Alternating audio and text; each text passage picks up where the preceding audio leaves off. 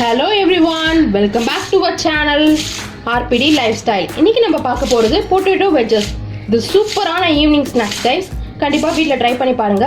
இப்போ வாங்க நம்ம வீடியோக்குள்ள போகலாம்.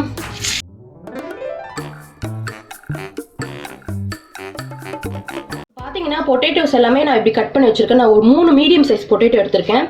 கட் பண்ணிட்டு பொட்டேட்டோ எல்லாத்தையும் வாஷ் பண்ணிட்டு பாத்தீங்கன்னா இன்னொரு கண்டெய்னர்ல இந்த மாதிரி போட்டு வேக விடணும். ஒரு 50% குக் ஆனா போதும். ரொம்ப குக் பண்ணிடாதீங்க, அப்புறம் பொரிக்கும் போது உடஞ்சிடும். இதில் நான் 1 டீஸ்பூன் உப்பு ஆட் பண்ணிக்கிறேன். ஆட் பண்ணிவிட்டு ஒரு 5 to 7 நிமிஷம் கொதிக்க விடலாம். இப்போ பொட்டேட்டோக்கு தேவையான பேட்டர் ரெடி பண்ணிக்கலாம். நான் வந்து மைதாவும் கார்ன்ஃப்ளவரும் யூஸ் பண்ணல, அரிசி மாவும் கோதுமை மாவும் தான் யூஸ் பண்ணுறேன். ஒரு 2 டேபிள் ஸ்பூன் கோதுமை மாவு எடுத்துருக்கேன், அதை ஆட் பண்ணிக்கலாம். அதே மாதிரி அரிசி மாவும் ஒரு 2 டேபிள் ஸ்பூன் ஆட் பண்ணிக்கிறேன். ஒரு டேபிள் ஸ்பூன் அளவுக்கு பெப்பர் ஆட் பண்ணிக்கலாம். கொஞ்சமாக நான் சில்லி ஃப்ளேக்ஸ் ஆட் பண்ணுறேன். அது இல்லைன்னா நீங்கள் சில்லி பவுடர் கூட ஒரு டீஸ்பூன் போட்டுக்கலாம். இதுக்கு தேவையான அளவு உப்பு ஆட் பண்ணிக்கிறேன். இப்போ தேவையான அளவு தண்ணி ஆட் பண்ணுறேன். மிக்ஸ் பண்ணிக்கலாம். ரொம்ப திக்காக மிக்ஸ் பண்ண வேண்டாம், கொஞ்சம் தின்னாக மிக்ஸ் பண்ணிக்கோங்க. இப்போ பாருங்கள், நல்லா மிக்ஸ் பண்ணியாச்சு. இந்த அளவுக்கு கன்சிஸ்டன்சி இருந்தால் போதும், ரொம்ப திக்காக வேண்டாம். இந்த கன்சிஸ்டன்சி பார்த்துக்கோங்க, இது போதும். இப்போ இது தனியாக எடுத்து வச்சிடலாம். இப்போ பாருங்கள், ஒரு 50% குக் ஆகிருக்கும். இப்போ ஸ்டவ் ஆஃப் பண்ணிட்டு கொஞ்சம் ஆறுனதுக்கப்புறம் நம்ம வந்து இதில் கோட்டிங் பண்ணலாம். இப்போ ஸ்டவ் ஆஃப் பண்ணிடலாம். இப்போ நம்ம வந்து சீஸி டிப் பண்ண போகிறோம். அதுக்கு நம்ம 1 டேபிள் ஸ்பூன் பட்டர் ஆட் பண்ணிக்கலாம். பட்டர் நல்லா உருகட்டும். இப்போ ஒரு 1/2 டீஸ்பூன் மைதா ஆட் பண்ணிக்கலாம். ஆட் பண்ணிவிட்டு நல்லா மிக்ஸ் பண்ணிக்கோங்க. இல்லைன்னா அப்படியே லம்ஸ் வரும், அப்படியே கட்டி முட்டியமாக இருக்கும். அதனால் நல்லா மிக்ஸ் பண்ணிக்கோங்க. லோ ஃப்ளேம்லேயே வச்சுக்கோங்க. அதை நல்லா மிக்ஸ் ஆனதும் இப்போ வந்து ஒரு 1/2 கப் மில்க் எடுத்து வச்சுருக்கேன், அதை ஆட் பண்ணிக்கலாம்.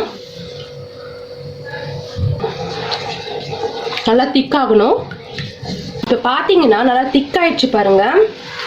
இன்னும் கொஞ்சம் நம்மளுக்கு சாஸ் வேணும்னா லைட்டாக கொஞ்சம் தண்ணி ஊற்றிக்கோங்க. சும்மா ஒரு 2 டேபிள் ஸ்பூன் தண்ணி ஊற்றிக்கோங்க. அப்படியே லோ ஃப்ளேமில் ஒரு 2 நிமிஷம் வைக்க விடலாம். இப்போ நான் கொஞ்சம் சால்ட் ஆட் பண்ணுறேன். மிக்ஸ் பண்ணிக்கலாம். நான் இப்போ ஸ்லைஸ் சீஸ் ஆட் பண்ண போகிறேன். உங்கள்கிட்ட மொசரோலா ப்ராசஸ் சீஸ் எதுனாலும் ஆட் பண்ணிக்கலாம். அப்போ தான் அந்த சீஸி க்ரீமி டிப் கிடைக்கும் நம்மளுக்கு. ஸோ இதை போட்டு நல்லா மிக்ஸ் பண்ணிக்கோங்க. இது நல்லா உருகி சாஸ் கூட மிங்கிள் ஆகணும், அது வரைக்கும் மிக்ஸ் பண்ணுங்கள். இப்போ பாருங்கள், நல்லா திக்காயிடுச்சு.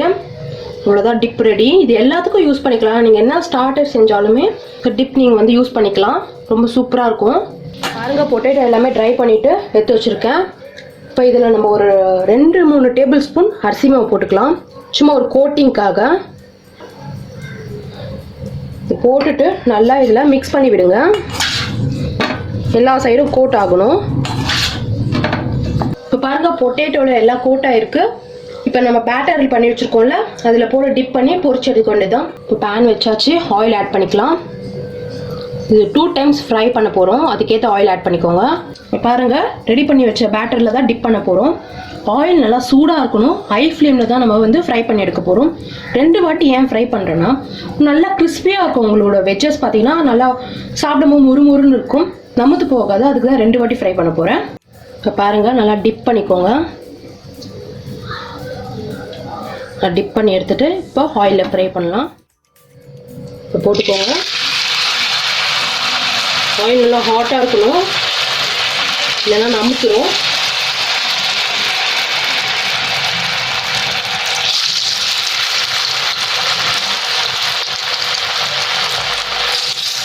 ஒரு 2 நிமிஷம் பொரிஞ்சால் போதும். ஏன்னா நெக்ஸ்ட் டைம் வந்து ஒரு 3 மினிட்ஸ் ஃப்ரை பண்ண போகிறோம். கொஞ்சம் நல்லா கலர் மாறினதும் எடுத்துடலாம். திருப்பி போட்டுக்கோங்க. பாருங்கள், ஒரு 2 மினிட்ஸ் ஆயிடுச்சு, எடுத்துடலாம். எடுத்துட்டு உடனே செகண்ட் டைம் போடக்கூடாது. எல்லாத்தையும் பொரிச்சிட்டு ஒரு 10 நிமிஷம் கழிச்சு தான் செகண்ட் ஃப்ரை பண்ணணும். பாருங்கள், ஃபர்ஸ்ட் ஃப்ரை முடிச்சாச்சு. இப்போ செகண்ட் ஃப்ரை பண்ண போகிறோம். ஒரு 5 நிமிஷம் கழிச்சு ஆன் பண்ணிவிட்டு பண்ணுங்கள். இப்போ வந்து ஹை ஃப்ளேமில் தான் வச்சுக்கணும், நல்லா அப்போ தான் கிறிஸ்பியாக வரும். இப்போ வாங்க பொரிச்சு எடுத்துடலாம். இப்போ ஆயில் சூடாகிட்டுருக்கு, ஒன்று ஒன்றா போட்டு பொரிச்சு எடுத்துடலாம். இப்போ டக்கு டக்குன்னு ஆகிடும். ஒரு 2 நிமிஷம் இருந்தால் போதும், நல்லா கிறிஸ்பியாக வந்துடும்.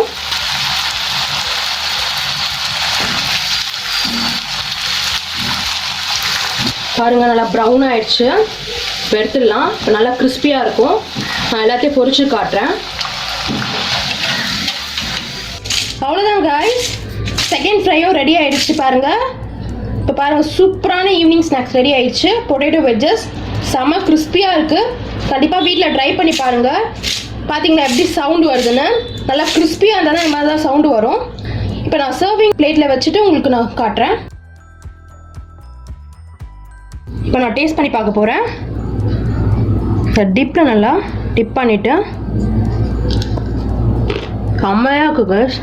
சூப்பரான ஈவினிங் ஸ்நாக்ஸ் கண்டிப்பாக ட்ரை பண்ணி பாருங்கள். மறக்காமல் எங்கள் சேனலுக்கு லைக் பண்ணுங்கள், ஷேர் பண்ணுங்கள், சப்ஸ்கிரைப் பண்ணுங்கள். இந்த பொட்டேட்டோ வெஜ்ஜஸ் எப்படி இருந்ததுன்னு கமெண்ட் செக்ஷனில் தெரியப்படுத்துங்க. நான் நெக்ஸ்ட் வீடியோவில் பார்க்குறேன். Bye guys.